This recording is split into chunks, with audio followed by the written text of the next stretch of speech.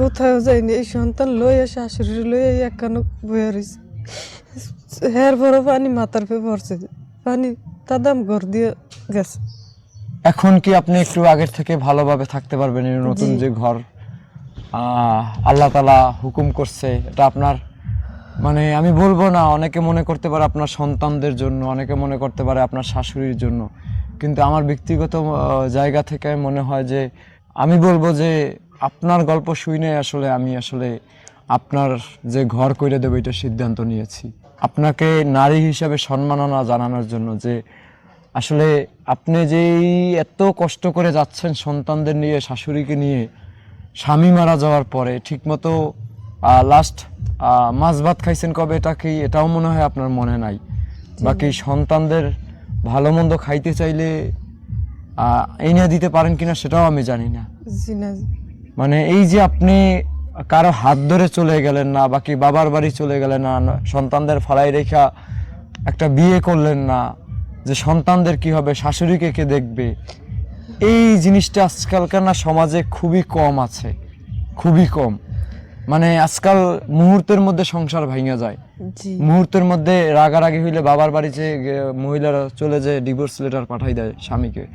সেই জায়গায় আপনি এত কষ্ট করে, মানুষ অনেক কিছু পাওয়ার পরেও সংসার ভাঙা দেয়, আর আপনি এত কষ্ট করেও কষ্টের মধ্যে থাইকাও এই সন্তান আর শাশুড়িকে বুকে আগলে রাখছেন।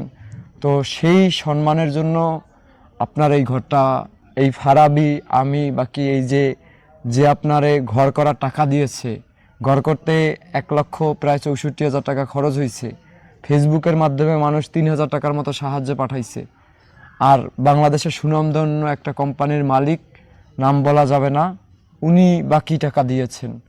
তো আপনার এই ঘরের জন্য আমি তার কাছে বলেছিলাম আপনার কথা, তো সে মুখ ফিরায় নাই, আপনার কথা শুনে মুখ ফিরাইতে পারে নাই।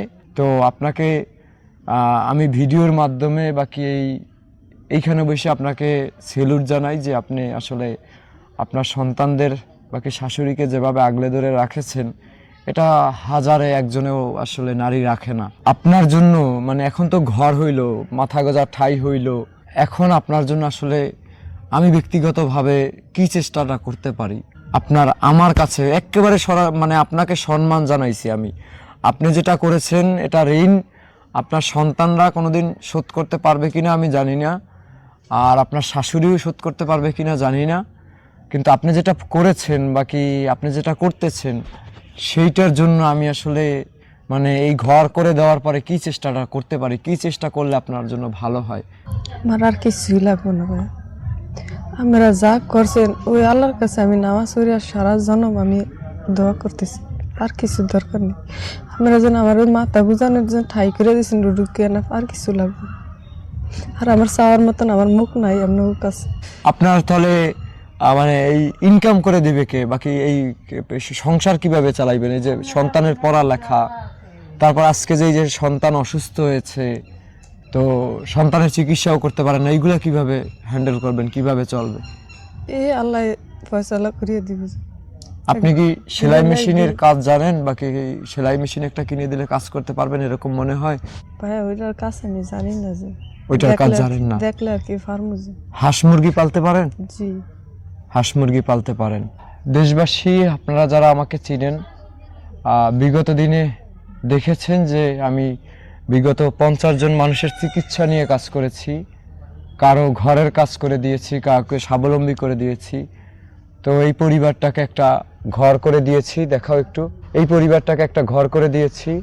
তো তাদের আগে একটা ভাঙা ঘর ছিল, তো সেই ঘরের জায়গা থেকে তাদের ঘরের এখনো আসবাবপত্রও কিছু তারা আসলে কেউ কিনে দিবে এরকম কোনো মানুষ নাই, তো তার ঘরে বিদ্যুৎও নাই।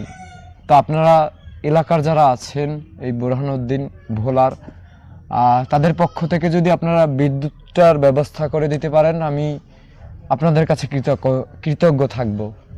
কারণ এই যে ঘর করার জন্য যারা টাকা দিয়েছে তারা কেউই তাকে হয়তোবা দেখে নাই, যে কোম্পানির মালিক দিয়েছে সেও হয়তোবা তাকে দেখে নাই, তার গল্প জাস্ট আমি তার কাছে বলেছিলাম, বাকি সেও তাকে দেখে নাই। আমিও বলতেছি আপনারাও সেই কোম্পানির মালিককে চিনেন, হয়তোবা তার কোম্পানির নাম জানেন কিন্তু মালিককে হয়তো বা চেনেন না, বাকি দেখেনও নাই। তো এইভাবেই আসলে কাজটা হয়েছে।